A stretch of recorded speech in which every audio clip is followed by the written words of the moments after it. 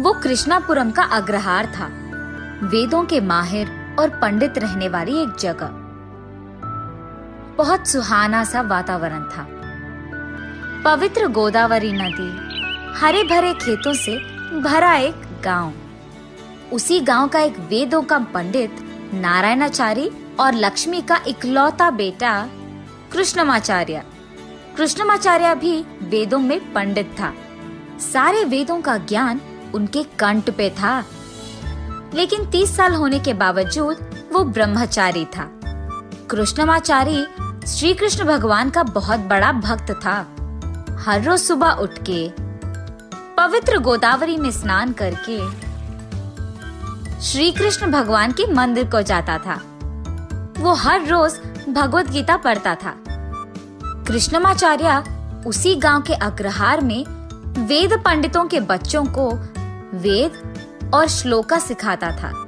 उन सारे बच्चों का कृष्णमाचार्य ही गुरु था। कृष्णमाचार्य को सारे काम आते थे और वो इंसान भी बहुत नेक और अच्छा था, लेकिन उसे हमेशा इस बात का गम होता था कि उसकी शादी नहीं हुई है। वो हर रोज कृष्ण भगवान के मंदिर को जाकर उनसे यही विनती करता था, हे स्वामी श्री कृष्ण भगवान, आपके 16,000 गोपिकाएं थी। क्या मेरे लिए किसी गोपिका को पैदा नहीं किया आपने? इस जन्म में क्या मेरा विवाह की योग्यता नहीं है? ऐसे उन्हें पूछते रहता है। ऐसे ही एक दिन वो उसके घर के बरामदे में बैठकर पंचांग श्रवण पढ़ते रहता है। ठीक तभी 3 आदमी उसके पास आते हैं। आए हुए वो तीनों उनके अपने अपने नाम कहते हैं। साहब, मैं रंगाचारी, मैं रामाचारी, मैं कृष्णमाचारी। ये तीनों कृष्णमाचारी से ऐसे पूछते हैं, गुरुजी, आप हम तीनों को आपके शिष्य बना दो ना। ऐसे विनती करते हैं। हम भी वेद पढ़ना चाहते हैं गुरुजी। इस गांव के सारे लोग सिर्फ आप ही को कहते हैं वेदों का पंडित, इसीलिए हमको आप ही से सीखकर आपकी तरह बनना है। हम आपके सारे कामों में मदद भी करेंगे। ऐसे वो तीनों उस दिन से कृष्णमाचारी के साथ ही वेद पाठशाला चलते रहते हैं। हमेशा कृष्णमाचारी के पीछे ही रहते हुए उनके सारे कामों में मदद करते हैं। और क्योंकि ये तीनों थोड़े येड़े थे, कृष्णमाचारी को इनके कारण सिर दर्द आता था। कुछ समय बाद कृष्णमाचारी के माता पिता उसके लिए एक रिश्ता लाते हैं और 15 दिनों में उसकी शादी पक्की करते हैं। जब उसके शिष्यों को ये बात पता चलती है तो वो, गुरुजी, आपको हमें एक वचन देना होगा। आपके शादी से संबंधित हर काम हम तीनों ही करेंगे। ठीक है, सबसे पहले शामियाना डालो, ऐसे कहते हैं। तब वो तीनों खेत जाकर पेड़ों पे बंदरों की तरह चढ़कर नारियल पेड़ के पत्ते लेके आकर शामियाना की तरह सजाते हैं। शाबाश, शामियाना अच्छा लगाए। अच्छा, अब सुनो, ऐसे ही कल भी मंगनी के लिए हमें अंगूठा खरीदना होगा।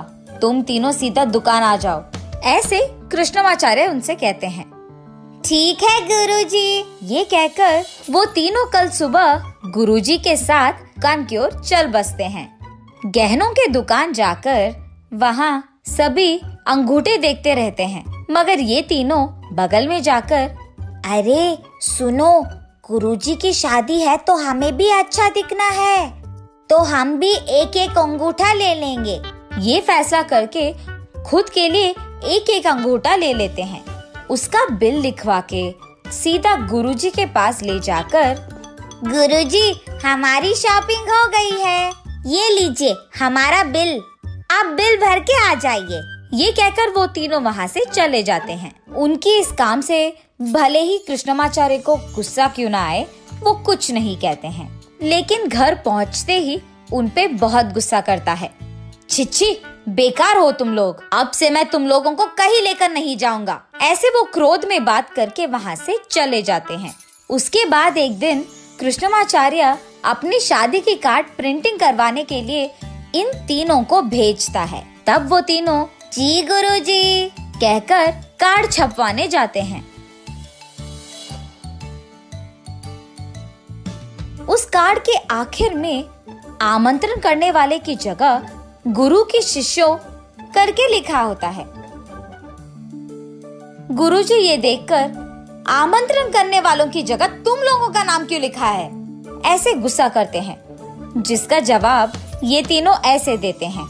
गुरुजी, आपके शादी के सारे काम हम ही कर रहे हैं ना। वैसे भी जब कोई वहाँ आए तो हम ही उनको लेने आएंगे, इसीलिए हमने हमारा नाम लिखवाया। हाय भगवान, तुम लोग कितने नासमझ हो। तुम लोगों को ये काम देने के लिए मुझे अपने आप को कोसना पड़ेगा। ये कहकर वो अंदर चले जाते हैं। अगले दिन कपड़े खरीदना था, इसीलिए इन तीनों को बिल्कुल ना आने के लिए कहता है गुरुजी। अरे गुरुजी तो ऐसे ही कहेंगे, कल हम अगर उनकी शादी में अच्छे नहीं दिखे तो कैसे, फिर वापस गुरुजी ही बुरा मानेंगे।